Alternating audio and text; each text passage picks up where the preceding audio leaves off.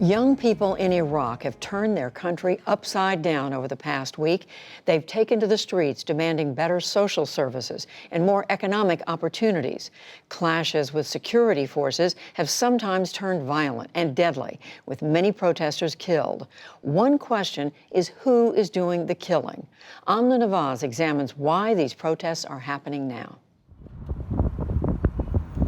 The streets of Baghdad were silent today after a week of deadly protests that racked the nation from the capital and beyond.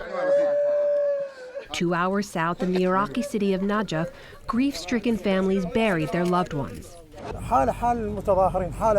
He is exactly like the other protesters. They shoot the innocent and the criminals together. People are protesting for income and bread. Look at the youth. Every day they go out in the thousands. What is the result? More than 100 people have been killed in the worst violence since the defeat of the Islamic State 2 years ago. But this was not the result of insurgency or terrorism. What started as peaceful protests last week, demanding an end to rampant corruption, unemployment, and a lack of basic services, violently shifted into clashes with security forces and armed groups.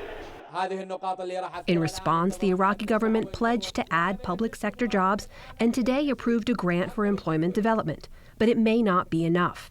Protesters pin the blame on corrupt leaders they say don't represent them. Despite the country's oil wealth, much of Iraq's 40 million people live in dire conditions.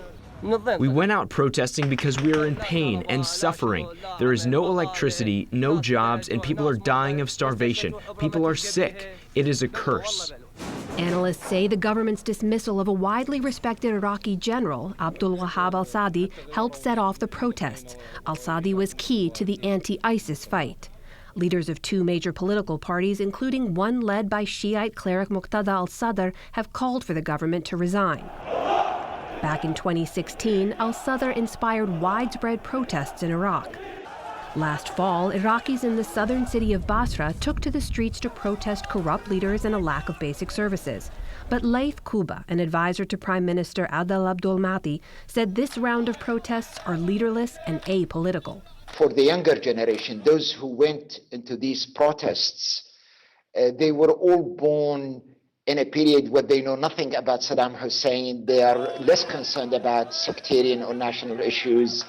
They see the world through their Facebook and through their telephones, smartphones. They see how the rest of the world is living, and their questions are very, very simple. Iraq is a rich country. Why are we in such a mess? Iraqi-born expert Abbas Khadim was in Baghdad for an economic conference last week. He said the factors that led to these protests are decades in the making. Iraq has been having war, turmoil, and economic hardships ever since the 1980s. A depleted country witnessed the invasion of the United States and the change of government, and led to lack of security, terrorism, and another 15 years of hardship. The uprising is the biggest political challenge for the prime minister since he assumed office last year. Last weekend, Iraq's parliament speaker met with representatives of the protest movement in an attempt to calm the unrest. And Iraqi authorities lifted a days-long curfew and internet blackout on Saturday. Now, Iraqi Prime Minister Abdul Mahdi said he was willing to respond to the protesters' demands. He promised jobs for graduates, but also said there was no magic solution for the country's problems. In the short term, I think this will calm a lot of people. Of course, it doesn't solve the fundamentals of the challenges that are facing the government. Hundreds more protesters took to the streets of Baghdad's Sadr City district on Monday, demanding new jobs and denouncing the killings of protesters. Iraqi police responded in force, using live bullets and water cannons against the protesters.